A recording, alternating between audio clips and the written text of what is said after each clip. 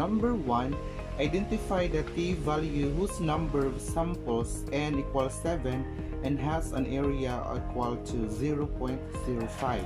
Now, to identify the t-value, identify first the degree of freedom using this formula. So, df equals n minus 1. Okay, so number 1, ang atong n is equal to 7, then minus 1. So, ang atong df is equal to 6. So, unsay gamit ang 6 karon. So, ang 6 man itong degree of freedom. Sa inyong learners module, page 7, na dihay nakabutang nga table. Kani nga table sa inyong module, page 7. So, kaning 6 nga degree of freedom, pangitao na to diri na df. Pangitao na to ang 6. Unsya, ang given diha nga area kay 0.05 man. So, 6 nga df, then 6 nga df, then 0.05 pod. So, naa diha sa 1.943.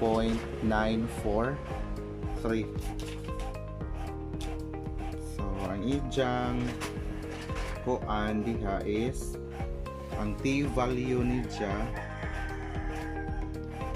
is 1.943. Now, sa number 2, nakabutang das number 2 nga, find the t-value whose degree of freedom is 20 and has an area of 0.01. So, dali na laman na sadya. Ang ija ko nung kanang kuan t-value is 20, ang ijang area kay 0.01. So, naa na may t-value daan. So, pangita ara diri ang 20 on sa 0.01 diya. Diri nga area na 0.01 ka 20 tungod. So, ang ijang t-value is ang ija is pila man, that's 2.528. Again, mo refer ta diri sa table sa page 7 sa inyong learners module.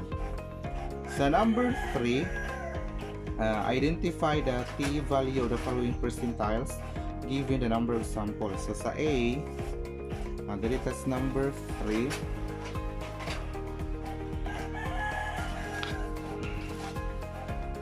number 3 is ang A, 95th percentile, ang n equals 30. Now, usaon man na si Jacob solve. The 95th percentile is the number where 95% of the values lie below and lies below it and 5% lies above. So, you want the right tail area to be 0.05. So, kibali 95% man ang naa sa value ato and below, and 5% lie above. So, ato ko nung pangitaon ang right tail area, which is ang 5% kay 0.05 man na siya. So, move across the row, find the column for 0.05. Diara, ano niya? Diara, 0.05. And since ang atong given nga n is 30, so atong gamiton ang degree of freedom nga n minus 1. So, this is 29. So, 29 diara unsa 0.05. So, ang answer na to is 29 unsa 0.05, that's 1.699. Again, aron maklaro, ang gipangita na to diha or ang given nga samples 30, the 95 percentile. 95% kuno nga score is nabutang si dyan 95% below, then naay 5% above. So ang 5% ang atong gipangita, which is equal to 0.05. So gamit ta diri sa table Ang table is 0.05 lagi ko, no? Then 29 kay 30 atong sample, dagamit as degree of freedom nga n-1, so 29. So that's 29, then 0.05. Sa letter B, nakabutang diha is 90th percentile. Ang atong n is 20. Now again, the 99th percentile is the number where 90% of the values lie below, and naatay nahibilin nga 10% lie above. So that's 10%, that's 0.01. Ang atong n is 20, so gamit tas df nga n-1, so this is 19. So refero na to ng 19 of 0.01. So that's 19. Anja 0.01 asa na dapit ara. So that's 2. Pila man eh? 0.01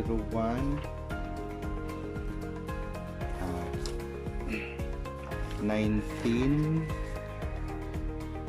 anja 0.01, that's 2.539.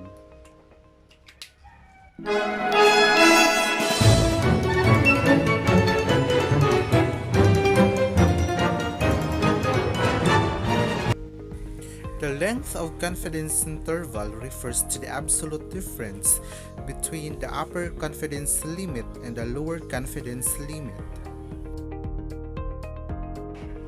Now, so number 1, find the length of the confidence interval P, which is greater than 0.275 but less than 0.360. So ang atong upper confidence limit is pinakadako 0.360, din ang atong lower confidence limit is 0.275. So ato yung sa buhaton, ato lang isubtract ang upper minus ang lower. So 0.360 minus 0.275. So ang atong LCI, length of confidence interval is 0.085. Subtract lang. Sa number 2, kana naadiha giditso na ang atong upper confidence limit is 0.805, then ang atong lower confidence limit is 0.526. So sa pagkuha na to sa confidence interval, subtract. So 0.805 minus 0.526. So ang atong length of confidence interval is 0.279. So number 1 or number 2. Okay, another example. Find the length of the confidence interval given the following data. Standard deviation is 0.3, then atong n is 70, ang atong confidence level is 95%. So sa formula, naata dihay A kana, so atong pangitaon sa ang A ug una, so mao ni ang atong gamiton. 1 minus A times 100% equals 95%. Ang atong 95% gikan ni sa given nga confidence level. So aron makuha na to ni ato sa i-solve gamit atong knowledge sa math. So 1 minus A atong i-change into decimal. So 100% is equal to 1, 95% is equal to 0.95. Para mawa si 1, di ba, ato sa i-divide og 1 or i-times po na si diha, maura na. Pwede na si 1 times 1 is 1 gihapon, then 1 times A is A. This is 0.95 gihapon. Para si A na may mabilin, negative A, 0.95 minus 1 atong gikuan ngadto, subtraction property of equality. So negative A equals 0.95 minus 1 is 0.05. Nan karon kay naa pa may negative diri, so pwede na to usagi times og negative 1. So a equals pila naman ni this is negative dahil niha kay 0.95 minus 1 plus negative 0.05 times negative 1 lagi, so mahimong 0.05 ang a ra na.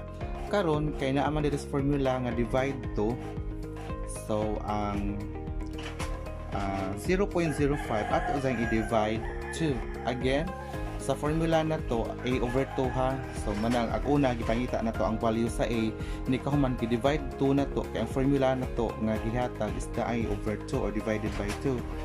So sa ato pa ang a over 2 is equal to 0.025.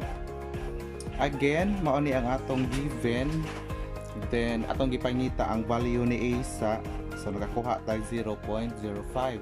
Ang formula na to is a over 2, mao nang gi-divide na to og 2, so ang a over 2 na to is equal to 0.025. Next, ang atong pangitaon karon is kaning value ni z a over 2. So naa naman tay a over 2 nga 0.025. So pangitaon na to si z. Nan kabantay mo atong normal curve na to nga ang katungaan na is 0.5 or diri 0.5. So i-subtract na to si 0.025 ni 0.5. So nakakam up tag 0.475.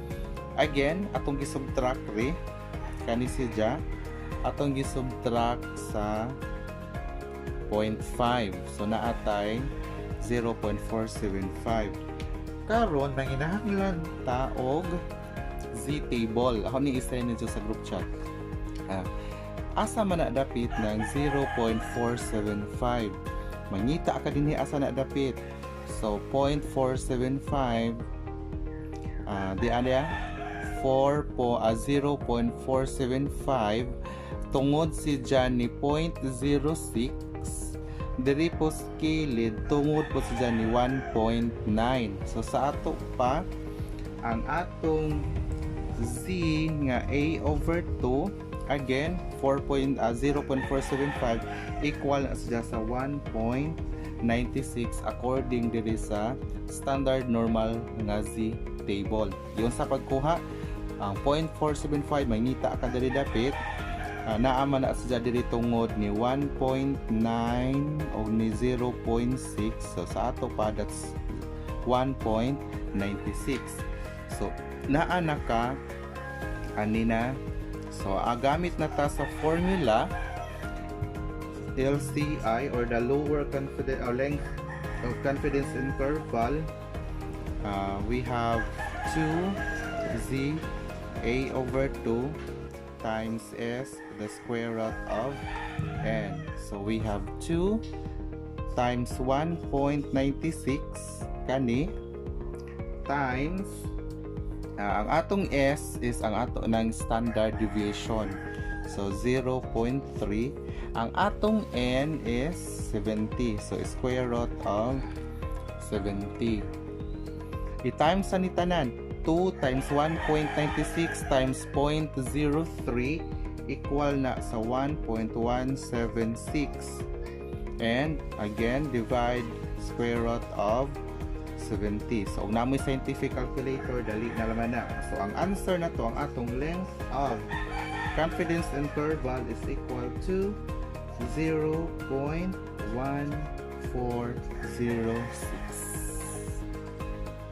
So, maunay siya.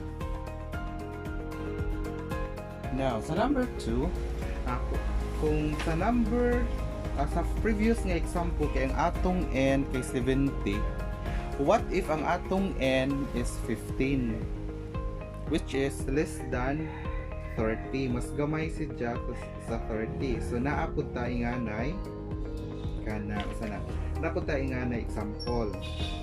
Ang atong given nga standard deviation is 6.5, then ang atong n is 15, which is less than 30. Ang atong confidence level is 99%.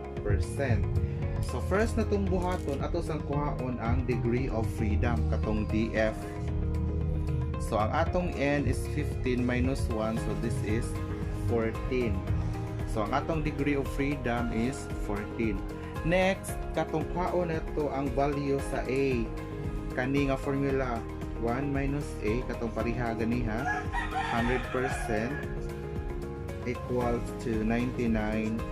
Kaya 99% atong given. So convert na to into decimal, 1 minus A times 1, kay 100% is equal to 1. This is 0.99 times na simplify, that's 1 minus A equals 0.99.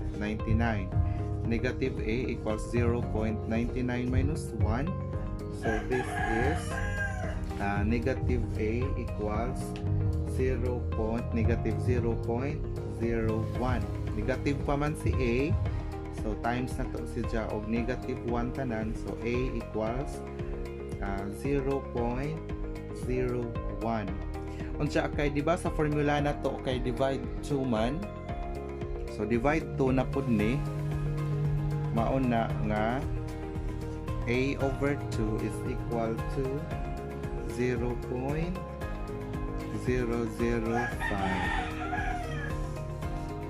Again, divide 2. So karon ang atong kanang degree of freedom is 14. Ang ato diring A over 2 is 0.05.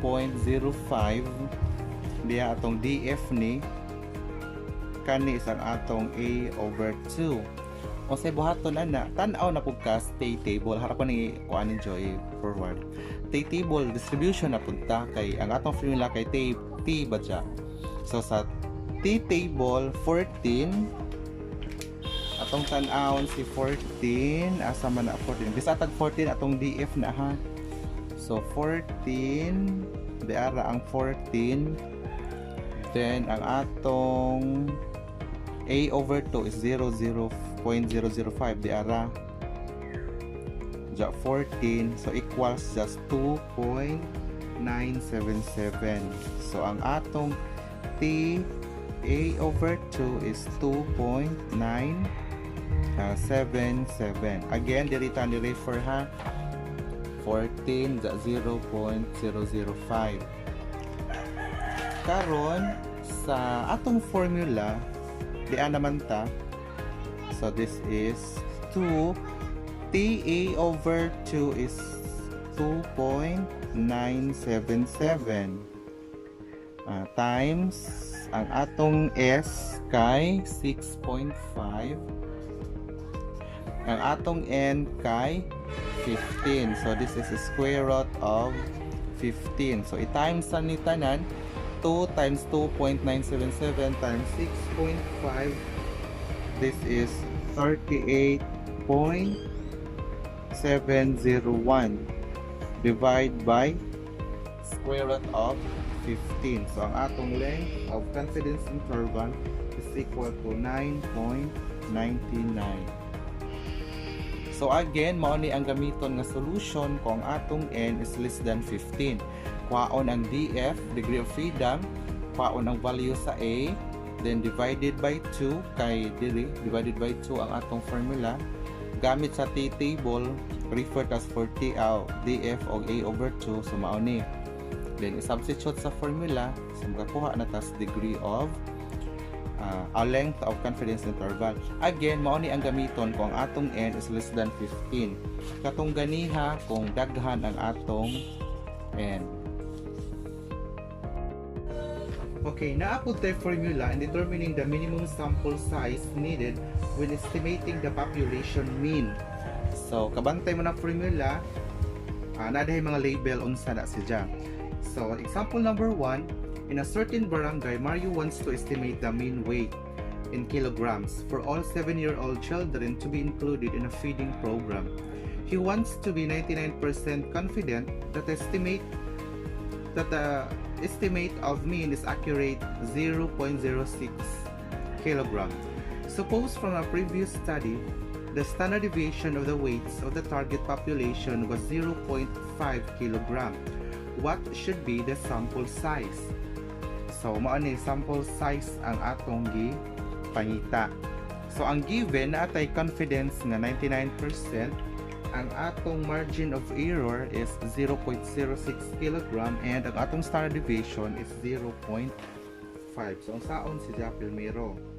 Atong kaon ang value sa A, kabantay mo sa formula na ana po'y A. So pagkuha sa value sa A, we have 100%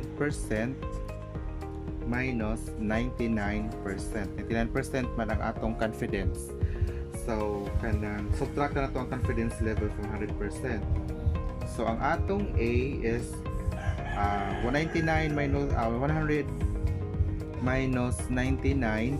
Ato ning ikuan ha kanang decimal. So this is mahimo ning 1 minus 0.99 kibali. So ang atong A is 0.01.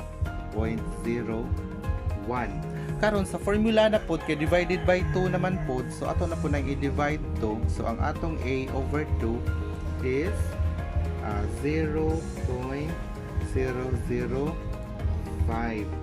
Now ato po ni zang i-subtract nga di sa 0.500 or 0.5. So 0.5 minus 0.005 equal na siya sa 0.495.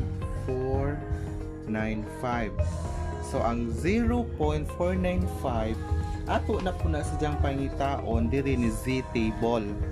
So asa man na si 0.495. So ako nagipangita daan naa na siya sa 2.5 under pod ni 0.08 na 4951. So equal din ni siya sa kuan ang Z A over 2 is equal to 2.58. This atag 2.58 gikan sa Z table. Again ako ning forward sa group chart ning table. So ug naa na ka substitute na ta ani nga formula. So ZA over 2 is 2.58 times standard deviation na to is 0.5. So 0.5. Ang atong E kay 0.06. Then erase na siya og 2. Next, 2.58 times 0.05 is 1.29. Then 0.06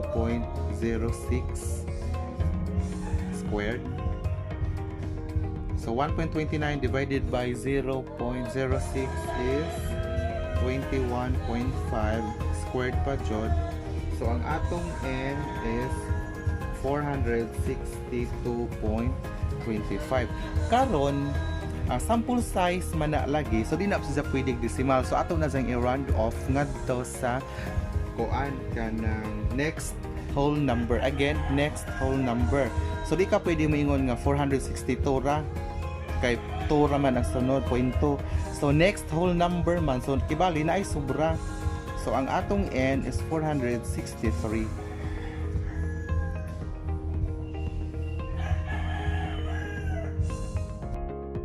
Next example, Christine wants to replicate a certain study where the lowest observed value is 10.4 while the highest is 12.8. She wants to estimate the population mean to within an error of 0.05 of its true value. Using 98% confidence level, find the sample size that she needs. So mani ang given na to. Confidence is 98%. Ang atong error, ang margin of error is 0.06 kg. Naatay highest observed value nga 10.4 and highest observed value nga 12.8. So again, kaon sa nato ang value ni A, which is 100% minus 98%. This is 1 minus 0.98. So ang atong A is 0.02. Karon kay A over 2 man lagi. So ato pa jud ni jang i-divide into 2. So ang atong A over 2 is 0.02. Next, ato sa dyan i-subtract 0.501. So, ang answer niya is 0.49. So, sa pagkuha ni Z over over 2, nga rin napunta si table. Asa dapit si 0.49. So, hanang ipangita ganiha, di si dya na fall ni 2.33. Kabantay mo, arang daghana raba dihang 0.49. Tanaw na dyan ang pinaka-closer, ang pinaka-dool. So, nasa dya sa 2.33. So, this is 2.33.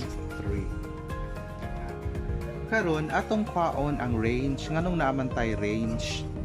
Tungod kay ang atong natay lowest observed value o highest observed value. So, ang atong range, kwaon na to, i-minus na to ang highest. So, 12.8 minus 10.4.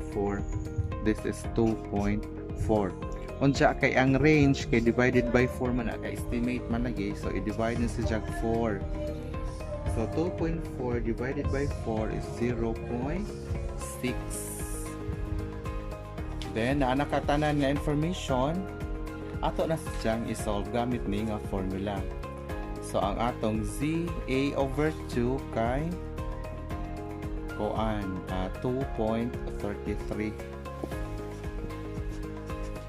Ang atong standard deviation is wa man no, so naa man taan ng R 0.6. What I given nga standard deviation pero na atay given nga lowest observed value ug highest observed value mao to nga atong ikuhaan og range divide 4. So man na times 0.6.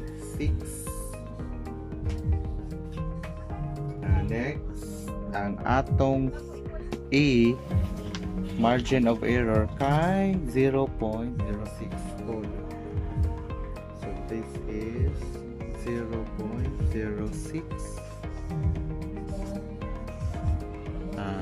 squared times ning 2.33 o 0.06, so naatay 1.398 divide 0.06 squared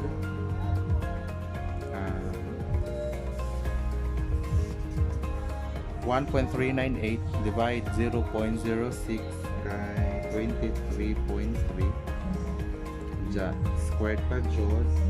So ang atong n is 542.89. Again, atong isidyang i-run off to the next whole number. So n equals 543. Again, sa pag-run off, bisan pa og kitahay example diha is 542.1 543 gihapon ha, kay we are talking about population mga tao. Dili pwede nga maingon kapila mo kabuok tao. 542.1. So but pasabot na ay point na ay sobra. So ato dyan as ang i-round off to the next whole number. Morning 543. So maorat to. Pasensya na mo kang saba kay nagtapat kung printer nag-print na iya mong salingan nag-video napagadyo may mga manok daghan. So atya na mo katinga kung naay mga tugtugaok na nag-video o na printer. Sige, bye.